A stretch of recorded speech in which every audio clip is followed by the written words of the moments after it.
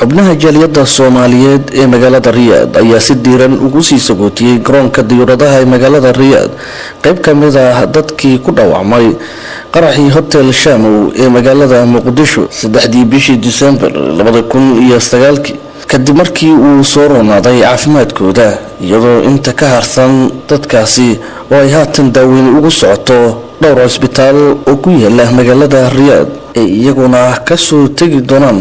dalkan Sacuudiga markii xaqiijin buuxa lagu sameeyo caafimaadkooda. haddaba qaar ka mid ah dadkaasi oo erayo gaaban halkaas ka jeediyay inta aysan ka ama bixin Sacuudiga ayaa waxay ugu horeyntii u mahadceliyeen xukuumadda Sacuudiga oo kaalin mug leh ka soo qaadatay daryeelka caafimaadkooda iyo intii kale oo ka qayb qaatay arrimaha soo dhaweynta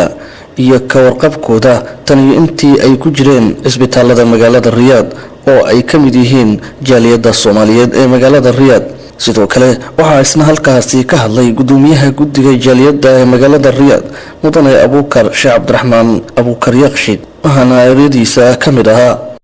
marka hore waxaan maaragtay meeshaan jeclahay in aan mahadceliyo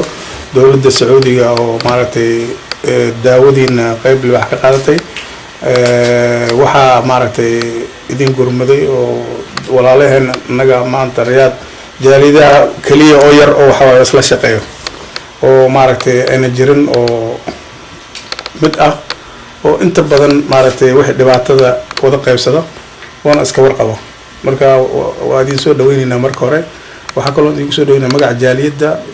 naga hadda meeshaan niman wada joogno meeshaan wadanka la joogo munaasabadiisa ama laakiin qayb libaax markastana ka qaato waxa waaye dumarka jaaliyadda qaybta dumarka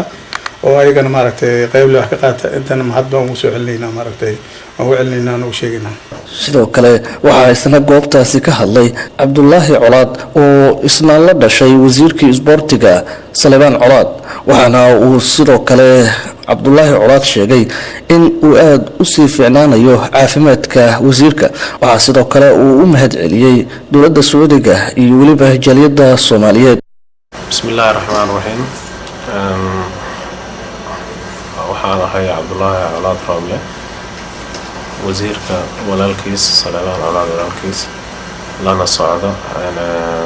xaaladiisa iyo soo ogaada iyo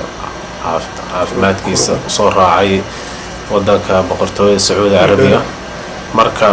xaaladiisa hadda alxamdulillah caafimaadkiisa xaaladiisa caafimaad hadda aad oo ka soo reynaysa alxamdulillah dowladda boqortooyada Sacuudi Carabiga dadaal badan iyo juhdi badan ay gelisay alxamdulillah ayagana khayr Allah ka siiyo alxamdulillah xaaladiisana way fiican tahay waxa iyadana rabaa inaan u mahadceliyo jaaliyadda Soomaaliyeed ee ku nool dalka boqortooyada Sacuudi Carabiga iyagana xaaladeena aad ay ugu warqabaan markasta xaaladeena waa ka warqabaan waana maxay ahayd ku mahadsan yihiin. magacay waa Cabdixakiin Faarax Kaarshe waxaan ka mid ahaa ardadii ka qalin jabisay jaamacadda Banaadir Faculty of Computer Science and Information Technology oo shirkan ku dhacay ilaahay hadda qadartiisa ay ahayd haddana waxaan ku jirnaa isbitaalkan oo Malik Khalid al-Uyuun al-Takhasusi xaaladdeena way soo wanaagsananaysaa ilaahay idinkiis hadda sidoo kale dadkii Soomaalida ah ee meeshan joogayna way noo wada yimaadeen dhammaantood jaaliyadii iyo safaaradda Soomaalida iyo dadka kale Soomaaliya deganaa meeshaba khayr Allah siiyo dadku way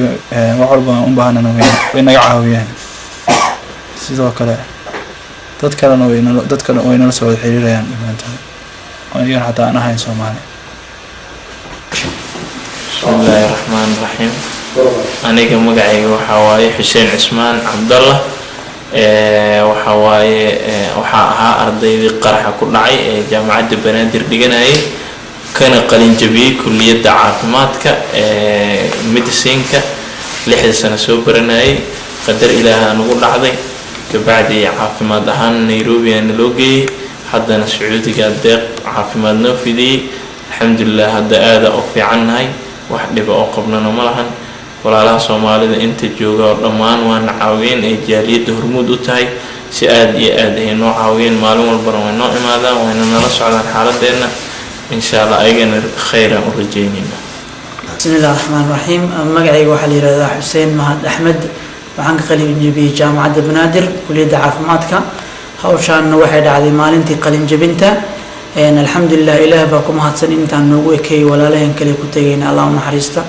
inta kale caafimaadka u dhiman yahay annagoo kaleetana kulli ilaahay subxaana watacaala soo bogsiiyo. bismillahi raxmaani raxiim magacayga waxaa lahaa cumar faaruq cabdisalaam waxaana weeye kasasana wakaalada warka rotes oo muqdisho ka howlgelayay dhaawacana gaaray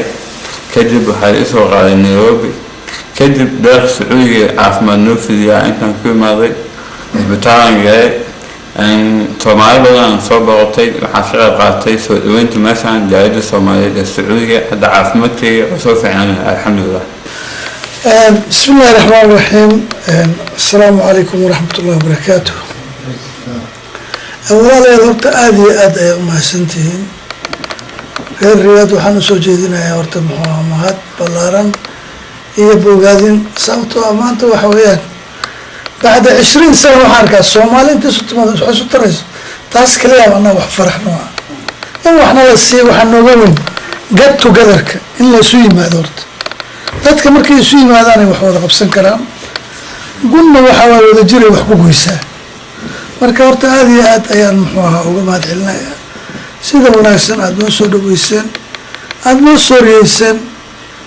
waxaad kari kartaanna aada noo sheegteen oo noo siiseen runtii annaga aadaan ugu faraxsannahay waxaan nahnaa annaka haddaan reer koonfurnahay muxuu ahaa waxba la iska qaadi maayo xaad qabtaa qalbiga u runta haddaana tigaan xataa saad tihiin oo na soo fiiriseen wax weynaan u haysanaa marka waxa weeyaan qofka muxuu ahaa yani ma ahan kaliya wax la siiya kaliya maahan waad mahadsantihiin alfa muxuu ahaa yani ayaad ku mahadsantihiin.